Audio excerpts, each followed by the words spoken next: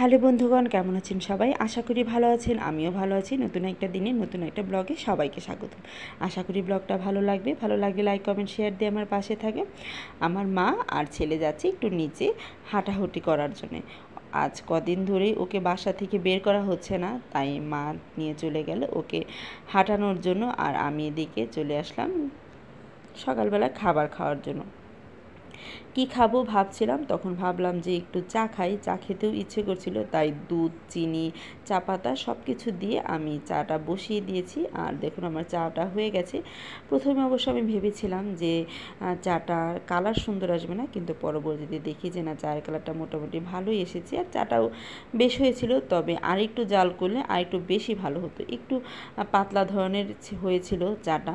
একটু বেশিক্ষণ ভরে যদি জাল করা যেত তাহলে একটু ঘন হতো আর একটু খেতে বেশি ভালো লাগতো। আর অনেকগুলো চা বানিয়ে নিয়েছি, আর মাকেও বললাম, বোনকেও বললাম, ওরা কেউ খাবে না, তাই আমি এখন চাটা খেয়ে নিব। আর একা একা শুধু চা খেতে তো আর ভালো লাগবে না, তাই এটার সাথে অ্যাড করে নিলাম হলো পাউরুটি।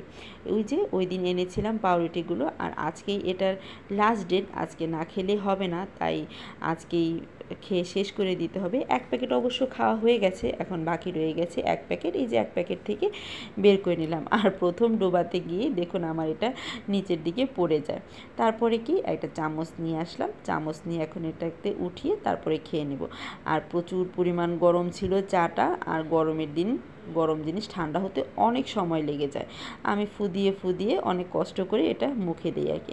সকালের খাবার দাবার তো খেয়ে নিলাম, এখন হলো দুপুরের খাবার দাবার। আর আজকে এই বছরের প্রথম এই আম ডাল রান্না করবে মা। এক দুদিন আগে এই ডাল আমটা এনেছিল, একবার মতো আম এনেছিল, আর কিছু ভর্তা বানিয়ে খাওয়া হয়েছে। আর একটা আম ছিল, সেটা হলো এটা ডাল রান্না করা হবে। আর আম ডাল খেতে কিন্তু এই গরমের মধ্যে বেশ লাগে। আর মাকে আমি বলেছিলাম যে মা একদম পাতলা করে ডালটা রান্না করবে, মুসুরের ডাল।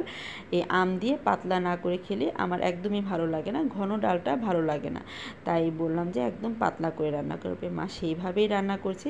আর এটার মধ্যে প্রথমে সম্বার দিয়ে দিচ্ছে, আর এটা প্রথমে দিয়ে দিল হলো তেজপাতা, তারপরে শুকনো মরিচ, আর এটার মধ্যে সরিষা দিয়ে সম্ভার দিল আর কি।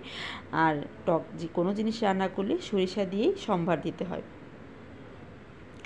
দেখুন এদিকে ডাল সম্ভার দেওয়া হয়ে গেছে, কালারটাও সুন্দর এসেছে, খেতে অবশ্যই ভালো হবে। আর এদিকে রান্না করা হবে মাছ ভাজি। আজকে খুবই সিম্পল খাবার, খুব গর্জিয়াস কোনো খাবারই হবে না, তাই মা মাছ ভাজি করার জন্য মাছগুলো নামিয়ে নিয়েছে। চন্দনা ইলিশ আর চিংড়ি মাছগুলো ভাজা হবে না, এটাকে আবার তুলে রাখা হবে। এদিকে ডালগুলো দেখুন হয়ে গেছে, এটাকে এখন নামিয়ে নিলেই হয়ে যাবে আর কি। ডালটা হওয়ার পরে মা এদিকে বসিয়ে দিয়েছে হলো ঢ্যাঁড়স ভাজি। আর ঢ্যাঁড়সগুলো দেখুন কি সুন্দর করে কেটে নিয়েছে, এটার মধ্যে হলুদ আর লবণগুলো দিয়ে এখন এটাকে খুব ভালোভাবে ভেজে নেবে। আর এটা দিয়েছে হলো কালিজিরা ফোড়ন। কালিজিরা ফোড়ন দেওয়ার পরে আমার ছোটো বোন বলছিল যে মা পেঁয়াজ ফোড়ন দিয়ে রান্না করলে ভালো হতো। ওর আবার পেঁয়াজ ফোড়ন দিয়ে রান্নাটা খুব ভালো লাগে, বিশেষ করে ভাজা। কিন্তু আমার একদমই পেঁয়াজ ফোড়ন দিয়ে রান্না করাটা একদমই পছন্দ না, কালিজিরাটা দিলে বেশি ভালো লাগে। তারপরে মা বলল যে আচ্ছা, সবসময় তো কালিজিরা দিয়েই রান্না করা হয়, আজকে নামানোর কিছুক্ষণ আগে পেঁয়াজ দিয়ে দিব, পরে দেখবি তোর ভালো লাগবে। তাই দেখুন এটাকে এখন ভেজে নিচ্ছি। নামানোর কিছুক্ষণ আগে মা পেঁয়াজ দিয়ে দিবে, তারপরে ভেজে কিছুক্ষণ নেড়ে চেড়ে এটাকে নামিয়ে নেওয়া হবে।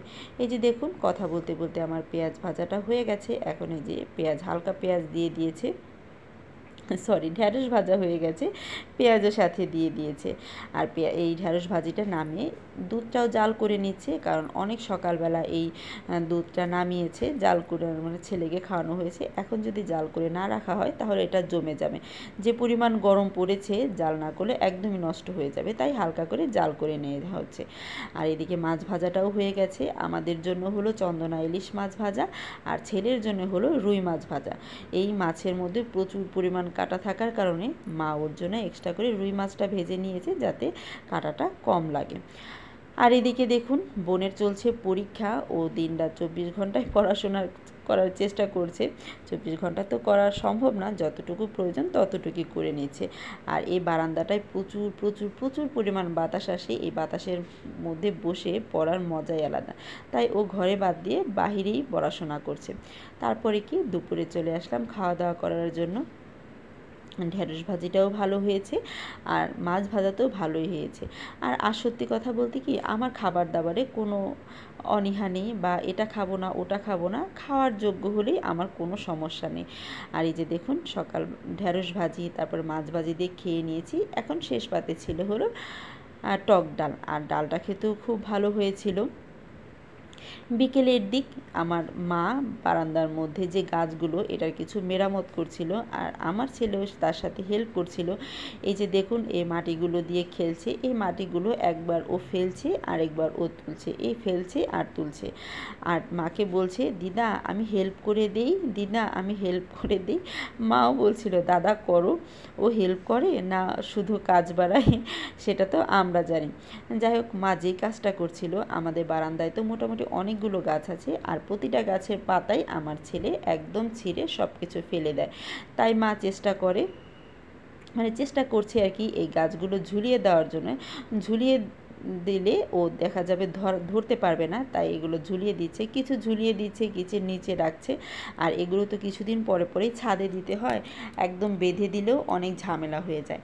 তাই এমনভাবে রেখে দিচ্ছে যাতে করে ছাদেও দেওয়া যায়, আবার যখন প্রয়োজন হয় এখানেও রেখে দেওয়া হয়। আর এই গাছগুলো আমার মেঝো বোনের খুবই পছন্দের, ও প্রতিদিনই ফোন করে বলে যে মা আমার গাছগুলোর কী অবস্থায় আছে, জল দেওয়া হচ্ছে কি না, একদম এইভাবে জল দিবে ওইভাবে জল দিবে। এই গাছগুলো ওর খুবই পছন্দ, আর আমাদের সাথে থাকতে থাকতে আমাদেরও এই গাছগুলো খুব প্রিয় হয়ে গেছে। কিন্তু আমার ছেলে তো এটা বুঝে না, ও সবগুলো পাতাই ছিঁড়ে ফেলে, দেখা যায় গাছের ডাল ভেঙে ফেলে, ও যত দুষ্টমি আর কি। যাই হোক দেখুন মা কি সুন্দর করে অনেকগুলো গাছ উপরে দিয়ে দিয়েছে। আর এখন হলো সন্ধ্যার পরে আমি আর আমার ছোটো বোন মিলে চলে যাচ্ছি একটু বাজারে, কারণ ঘরের মধ্যে একদমই সবজি নেই, মাছও নেই। মাছ আছে মানে 2-1 দিন যাবে, আনতে হবে মাছগুলো। কিন্তু আজকে একটু মাছ বাজারে যাব না, শুধুমাত্র সবজি বাজার করার জন্য আমি আর আমার ছোটো বোন বের হয়ে গেলাম। আর দেখুন কি পরিমাণ গরম যে পড়েছে, একদম চুল মাথার উপরে বেঁধে তারপরে আমরা যাচ্ছি। দেখতে একদম বাজে লাগছে, কিন্তু কিছুই করার নেই, যে অবস্থা গরমের। তারপরে আর কি চলে আসলাম এই যে রাস্তার পাশে ভ্যান নিয়ে বিক্রি করছে সবজি, এখানে কিনে নিলাম কিছু টমেটো। আমার মনে হয় কি জানেন, যে আমাদের মতো টমেটো খোর খুবই কম আছে, হোক দামি হোক কম দামি, আমরা প্রচুর পরিমাণ টমেটো খাই, টমেটো আমাদের লাগে। এই যে টমেটোগুলো নিলাম সর্বোচ্চ 2 দিন কি 3 দিন, তারপরেই টমেটোগুলো শেষ হয়ে যাবে। তারপরে এখানে কিছু শাক কিনে নিলাম, আর কিনে নিলাম হলো পুঁই শাক। অনেক দিন ধরেই পুঁই শাক খাওয়া হচ্ছে না, তাই ভাবলাম যে পুঁই শাকটা নিয়ে যাই, ডাঁটা দিয়ে তরকারি খেতেও ভালো লাগে, শাকটা খেতেও ভালো লাগে। আর ছেলেকে যেহেতু রেখে এসেছি, তাই ওর জন্য একটা হাঁস কিনে নিলাম। এটার দাম নিয়েছে 30 টাকা, ও দেখলে অনেক খুশি হবে। আর বাহিরে এসেছি, ফুচকা না খেলে কি হয়, তাই দাঁড়িয়ে থেকে ফুচকা। আর এই ফুচকা মামার দোকানে এত পরিমাণ ভিড় ছিল, প্রথমে ভেবেছিলাম অবশ্য যে বাজার করার আগে ফুচকাটা খেয়ে যাই, কিন্তু পরে ভাবলাম না, যে বাজার টাজার করে এসে তারপরে খেয়ে নেব। যখন গিয়েছিলাম প্রথমে ভিড়টা একদমই কম ছিল, কিন্তু আসার পরে দেখি যে প্রচুর পরিমাণ ভিড়, অনেকক্ষণ ভরে প্রায় 1 ঘন্টার মতো দাঁড়িয়ে থেকে আমরা ফুচকা খেয়ে নিচ্ছি। এই যে দেখুন আমাদের ফুচকা এসে পড়েছে, আর খেতেও অনেক বেশ ভালো হয়েছিল। এত গরমের মধ্যেও এই ফুচকা দাঁড়িয়ে দাঁড়িয়ে খাচ্ছিলাম। বাসায় এসে পড়েছি, আসার পরে দেখি মা বাসায় নেই, তালা মেরে বাহিরে গেছে, হয়তো বা ছেলেকে নিয়ে বাহিরে গেছে আর কি। আর আমরা এখানে সবজিগুলো নিচে নামিয়ে মাকে ফোন করলাম, এর কিছুক্ষণ পরে মা চলে আসে। আর কি কি এনেছি আপনাদের সাথে একটু দেখাই। এই যে দেখুন এখানে পুঁইশাক এনেছি 1 ডাঁটা, এই পুঁইশাকগুলো 30 টাকা করে নিয়েছে। এখানে এনেছি পেঁপে এখন দাম বেড়ে গেছে, 50 টাকা কেজি নিয়েছে। আর এই যে টমেটোগুলো কত টাকা দাম নিয়েছে আমার সঠিক মনে নেই, যাই হোক, এই যে দেখুন, এই হলো আমাদের বাজার। আমি এখন এগুলোকে সবগুলোকে ঝুড়ির মধ্যে নামিয়ে নিয়েছি। আর দেখুন টমেটোগুলোকে দেখতে কত ভালো লাগছে। আরেকটা জিনিস এনেছি, সেটা হলো ফ্রুটিকা। আমি প্রথমে চেয়েছিলাম একটা আইসক্রিম আনতে, কিন্তু মা আইসক্রিম খেতে পারবে না, খায় না, তার দাঁতের সমস্যা হয়, তাই এর জন্য ফ্রুটি নিয়ে আসলাম, সবাই মিলে খাওয়া যাবে। আর গরম হওয়ার কারণে এটা ফ্রিজের মধ্যে রেখে দিলাম, যাতে ঠান্ডা হয় তারপরে খেয়ে নেব।